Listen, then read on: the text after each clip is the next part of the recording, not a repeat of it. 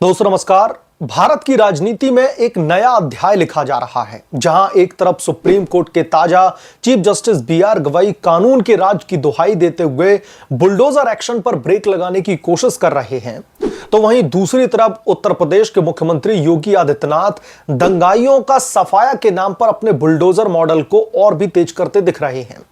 कल ही दोस्तों मॉरिशस में एक कार्यक्रम के दौरान सीजेआई गवई ने स्पष्ट शब्दों में कहा था कि भारत कानून से चलता है, बुलडोजर से नहीं। लेकिन उसी दिन उत्तर प्रदेश में योगी सरकार ने बरेली में आई लव मोहब्बत कैंपेन से जुड़े दंगाइयों के खिलाफ में और स्पेसिफिकली नफीस रजा के राजा पैलेस पर बुलडोजर चलवा दिया। यह संयोग नहीं बल्कि एक मजबूत संदेश है। योगी बाबा को न कोर्ट की चेतावनी रोक सकती है और न ही विपक्ष की चालाकियां। यह बुलडोजर मॉडल न दोस्तों केवल उत्तर प्रदेश की कानून व्यवस्था का प्रतीक बन चुका है, बल्कि पूरे देश के लिए एक मिसाल भी साबित होता दिख रहा है कि जब दंगाइयों को कंट्रोल करना हो तो उत्तर प्रदेश के योगी बाबा का बुलडोजर मॉडल आपको अपनाना ही चाहिए। जहां न्यायपालिका की नरमी के बावजूद अपराधी जो तत्व होते हैं उनको कठोर सबक सिखाया जा रहा है। योगी आदित्यनाथ के कार्यकाल में बुलडोजर एक्शन कोई नई बात नहीं है। 2017 से अब तक यह मॉडल उत्तर प्रदेश को माफिया मुक्त बनाने का हथियार बन चुका है। जो उत्तर प्रदेश के माफिया हैं, जो दंगाई हैं, वो योगी के बुलडोजर के सामने थर-थर कांपते हैं। याद कीजिए जब राम मंदिर आंदोलन के बाद में दंगों का दौर चला था, या फिर हाल के संबल हिंसा कांड में जहां पर मस्जिद और मैरिज हॉल पर अवैध कब्जे हटाए गए। योगी का फॉर्मूला सरल है, अपराधी हो तो संपत्ति जब्त और दंगाई हो तो बुलडोजर। बरेली के ताजा मामले में दोस्तों मौलाना तौकीर रजा खान के करीबी डॉक्टर नफीस रजा के महलनुमा घर को सीधे तौर पर ध्वस्त कर दिया गया। बुलडोजर ने अपनी चढ़ाई कर दी उस पर, क्योंकि वहां से हिंसा की साजिश रची गई थी। योगी आदित्यनाथ ने खुद भी कहा है कि मौलाना भूल गए कि उत्तर प्रदेश में किसकी सरकार है। कोई सिस्टम को हॉस्टेज नहीं बना सकता। यह मॉडल की तारीफ क्यों?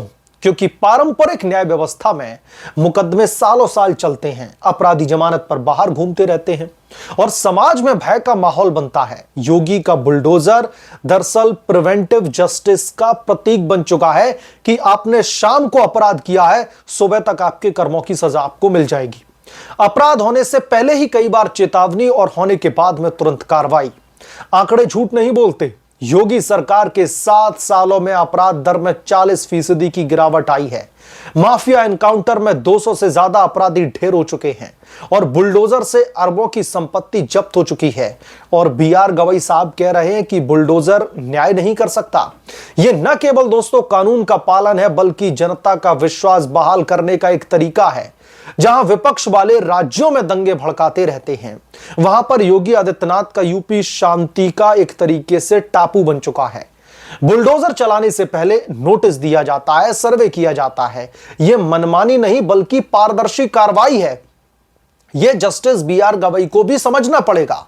योगी आदित्यनाथ ये साबित कर चुके हैं कि सख्ती ही समाधान है, ना कि नरमी, और खास तौर पर जब माफियाओं और दंगाइयों की बात की जाए। दूसरी तरफ सुप्रीम कोर्ट की हालिया चेतावनियां सुनकर के लगता है कि न्यायपालिका अपराधियों के लिए सॉफ्ट पिलर बनने की कोशिश कर रहा है। Chief justice of India B R. Gavai का नवंबर 2024 का बुलडोजर जजमेंट तो आपको याद ही होगा, जहां उन्होंने कहा था कि बुलडोजर एक्शन से अराजकता फैलती है, यह सामूहिक सजा है। और कल मॉरिशस में फिर से वही राग अलापने लगे।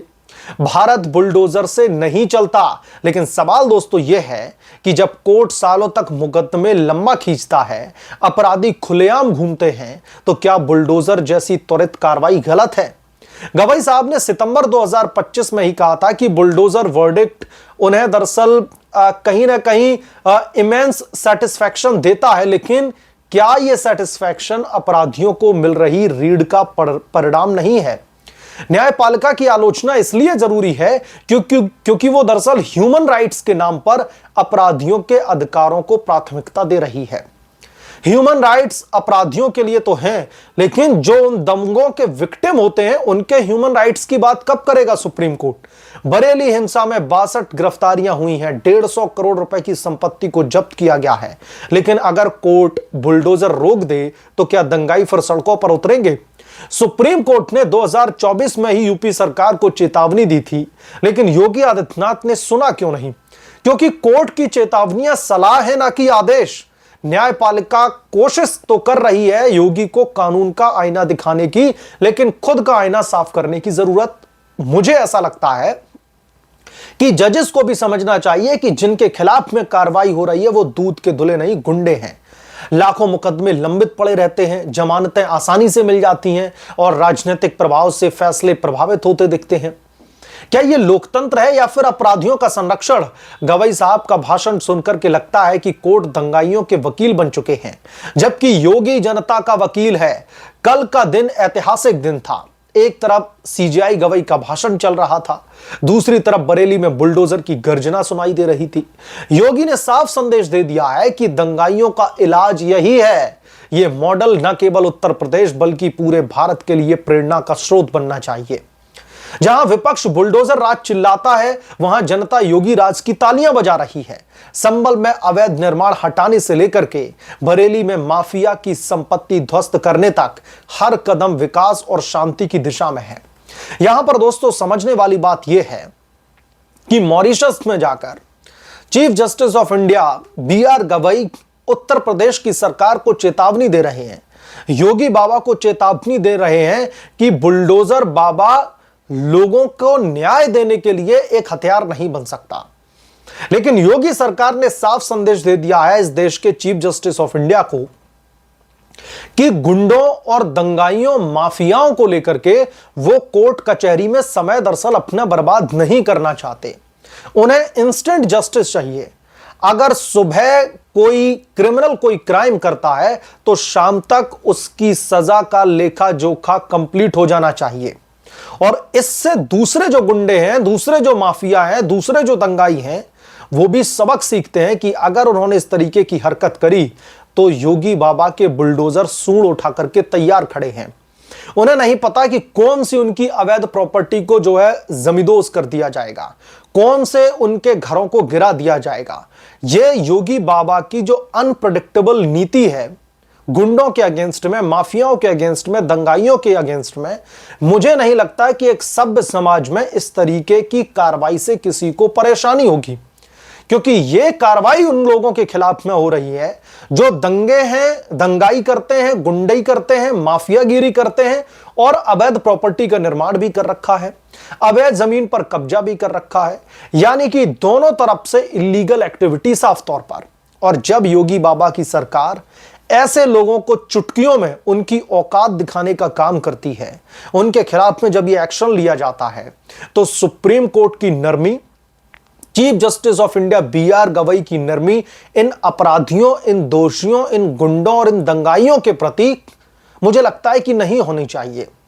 सुप्रीम कोर्ट के सबसे सर्वोच्च पद पर बैठे जजेस को भी, या फिर मैं यहां पर CJI की बात कर रहा हूं कि उनको भी यह सोचने की जरूरत है, अपराधियों के अगर ह्यूमन राइट्स की इस देश में बात हो सकती है तो उन दंगों की वजह से सरकारी प्रॉपर्टी को कितना डैमेज किया गया, उन दंगों में कितने पुलिस वाले मर गए, कितने लोग उसमें विक्टिम बन गए, कितने लोगों के घर जला दिए गए, उनके ह्यूमन राइट्स की भी बात मुझे लगता है सुप्रीम कोर्ट के पटल पर तो होनी ही चाहिए।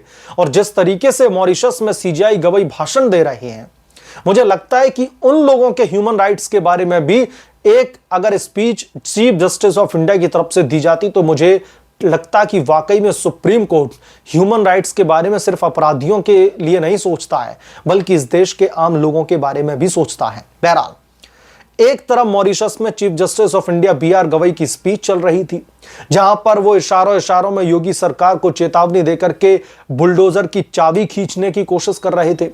उसी दौरान, उसी समय उत्तर प्रदेश के बरेली में योगी बाबा के बुलडोजर की गर्जना देश की राजधानी दिल्ली तक तो छोड़िए, जहां मॉरिशस में चीफ जस्टिस ऑफ इंडिया भाषण दे रहे थे, वहां तक भी सुनाई दे रही होगी। बहरहाल, योगी के इस बुलडोजर मॉडल से आप क्या सोचते हैं, आपकी क्या राय है, कमेंट करके जरूर बताएं।